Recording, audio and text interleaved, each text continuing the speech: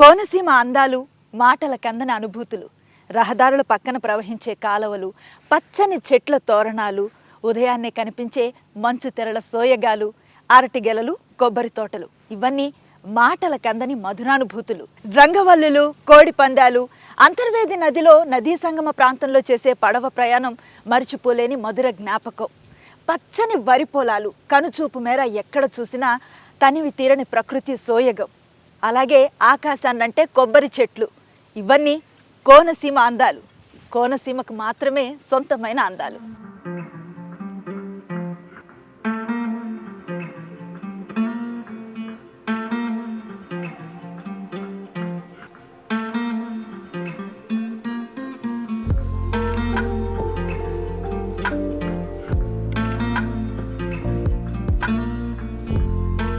పాడి పంటల కళకళలు, భోగి మంటల భగభగలు, రంగురంగుల ముగ్గుల సింగారాలు, గాలిపటాల వయ్యారాలు, పిండి వంటల ఘుమఘుమలు, అలాగే చెరుకు గడల తీయదనాలు, హరిదాసుల సంకీర్తనలు, బసవన్నల విన్యాసాలు, గొబ్బెమ్మల అందాలు, కొత్త అల్లుళ్ళ సరదాలు, కొంటె మరదల చిలిపితనాలను కలబోసుకుని వచ్చేదే సంక్రాంతి. ఈ పండగంటే తెలుగువారికి కన్నుల పండుగ. ఈ పండగ సందర్భంగా మరిన్ని విశేషాలను మీకు చెప్పడానికి నేను సిద్ధంగా ఉన్నాను.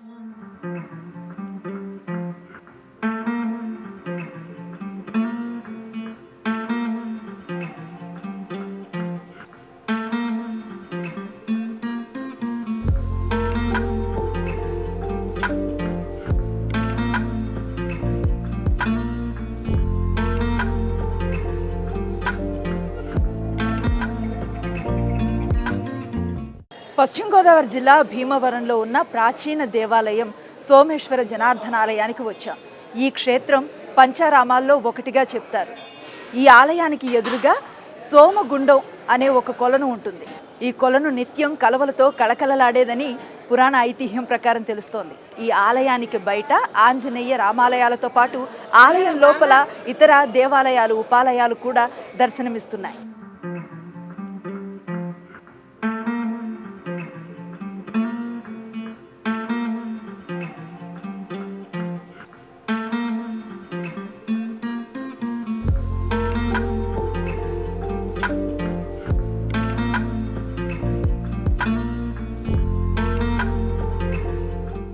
ఈ సోమేశ్వర జనార్దన ఆలయానికి సంబంధించి 2 ప్రసిద్ధ పురాణ కథనాలు మనకు అందుబాటులో ఉన్నాయి. అందులో ఒకటి, దేవదానవులకు యుద్ధం జరుగుతున్నప్పుడు తారకాసురుడనే రాక్షసుడిని వధించటం కోసం కుమారస్వామి ఎంతగానో ప్రయత్నిస్తాడు. కానీ తారకాసురుడు అమృత లింగాన్ని కలిగి ఉండటం వల్ల అతని శక్తి దినదిన ప్రవర్ధమానమవుతూ ఉంటుంది. అప్పుడు శ్రీ మహావిష్ణువు సలహా మేరకు కుమారస్వామి అమృత లింగాన్ని 5 ముక్కలుగా విభజిస్తాడు. అలా ఖండించిన అనంతరం తారకాసురుణ్ణి జయిస్తాడు. అలా కుమారస్వామి చేత ఖండింపబడిన అమృత శివలింగాలు 5 ముక్కలుగా 5 స్థలాల్లో పడ్డాయని చెప్తారు. ఆ 5 స్థలాలనే పంచారామాలు అంటారు. వాటిల్లో ఒకటి సోమేశ్వర ఆలయం.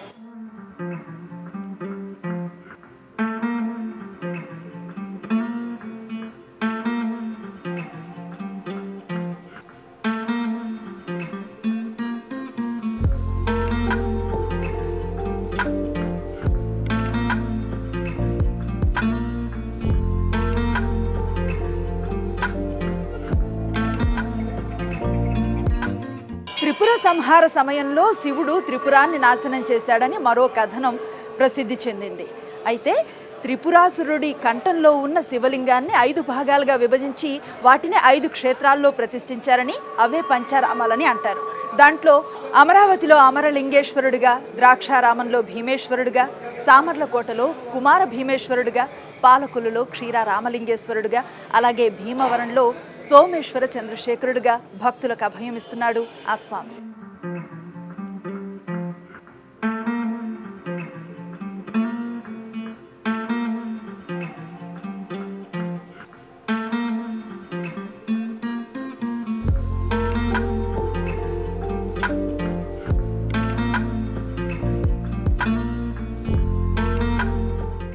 సోమారామంలో ఉన్నటువంటి సోమేశ్వరుడు భక్తులకి లింగాకారంలో దర్శనమిస్తూ ఉంటాడు. మరో ప్రత్యేకత ఏంటంటే చంద్రుడి చేత ప్రతిష్ఠించబడిన లింగం కాబట్టి ఈ లింగం నిత్యం శ్వేతవర్ణంలో భక్తులకు దర్శనమిస్తుంది. అయితే అమావాస్య వస్తున్నప్పుడు మాత్రం గోధుమ రంగులోకి లేదా నలుపు రంగులోకి మారిపోతుంది. ఆ తర్వాత మళ్ళీ పౌర్ణమి సమీపించేటప్పటికి శ్వేతవర్ణంలోకి మారి శివుడు భక్తులను అనుగ్రహిస్తూ ఉంటాడు. అదే ఈ క్షేత్రం యొక్క మరో ప్రత్యేకత.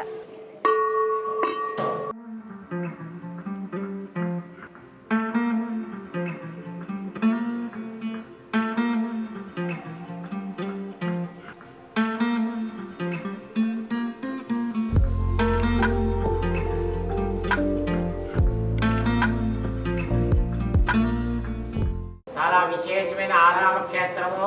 తారకాసుడు తపస్సు చేసిన పొందిన శివలింగము. తారకాసుని కుమారస్వామి ఛేదించారు. ఛేదించినప్పుడు ఈ లింగం పడిపోయి 5 భాగాలు అయ్యాయి.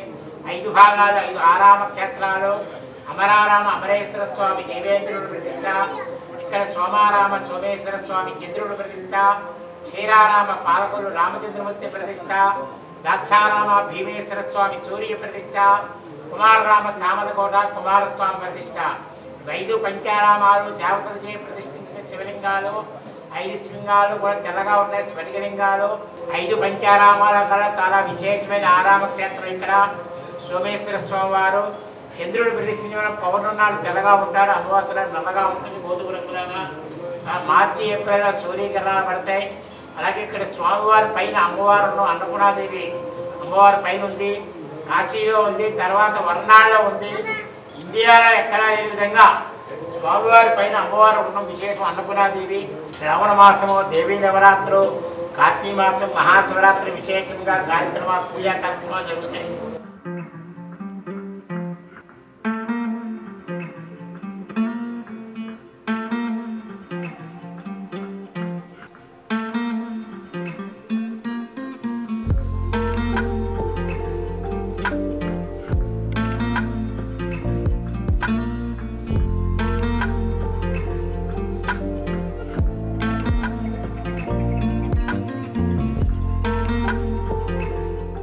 హరిదాసులు హరిలో రంగా హరి అంటూ నడినెత్తిపై నుంచి నాసిక దాకా తిరుమని పట్టుతో కంచు గజ్జెలు గల్లు గల్లుమ్రనగా చేతుల్లో చిడతలు వాయిస్తూ తలపై ఉన్న రాగి అక్షయపాత్ర కదలకుండా ప్రత్యక్షమవుతారు.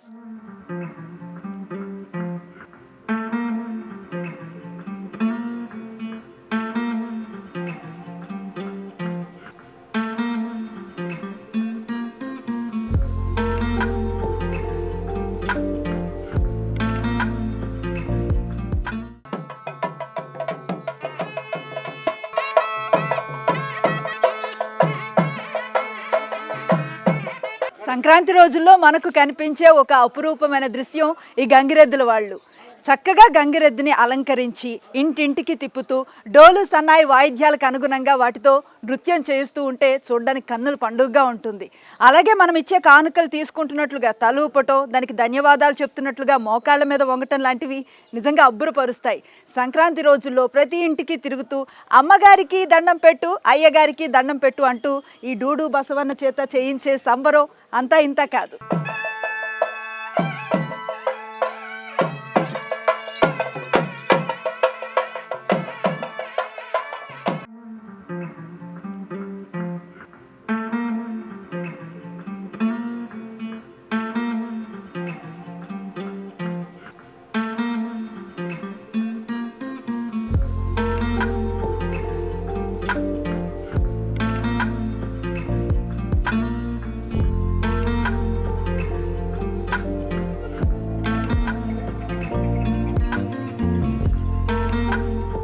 సంక్రాంతి రావటంతోనే ఊర్లో ఉన్న మగాళ్ళు కుర్రాళ్ళు అంతా కోడి పందాలతో బిజీ అయిపోతే ఇంట్లో పెద్ద మొత్తంలో చేసే పిండి వంటలు, ఇంటికి వచ్చే బంధువులను పలకరిస్తూ వారికి ఇచ్చే ఆతిథ్యాలతో ఆడవాళ్ళు కూడా బిజీ అయిపోతారు. పెళ్లి కాని ఆడవాళ్ళు బావలని ఆట పట్టిస్తూ ముగ్గులు వేస్తూ చేసే సందడి అంతా ఇంత కాదు.